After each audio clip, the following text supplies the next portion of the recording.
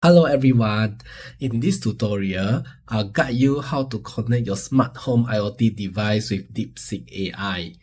You will learn how to connect your smart life device with Tuya API. Use Deepseek's large language model to learn how to control your device.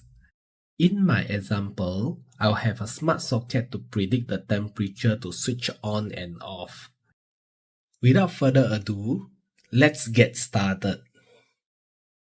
First, go to Tuya Developer website and click on Register. After Register, click on the cloud and click Create Cloud Project. Fill project name. Choose Smart Home for Industry and Development Method. Select Central Europe Data Center. Once the project created, scroll down the page. Copy down your access ID, access secret for code used later.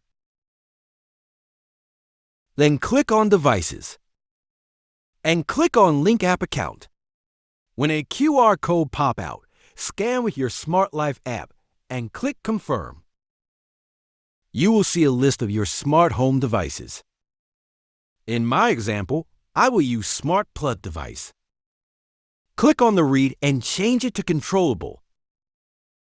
Now, copy down your device ID. Congratulations! Now we are going to look into Deepseek integration. Go to the Deepseek website and click on Access API, top up credit for usage. In my case, I only top up $2. Then click on API keys. Copy down your Deepseek API key. Now, let's jump into the code. In my example, I am using PyCharm. Set all the keys that you note down. In my case, I put it in environment variable. Load the environment and access it using OSGit environment. I have historical data for every week temperature, from Monday to Sunday. I declare my Deepseek chat model, pass in my prompt for my historical, and request Deepseek to predict my temperature now. Then I call Deepseek API to predict my temperature. If a PI responds with other HTTP error code, return it and log error. This is my function to switch on off my IoT smart light. If command is true, the light will switch on. If false, the light will be off. This is the execution function. My light will auto turn on if the temperature is greater than temperature threshold.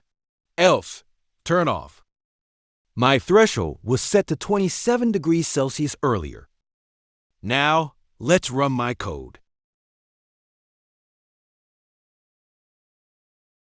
The light was triggered to switch on because my predicted temperature by AI from my history data was 30 degrees.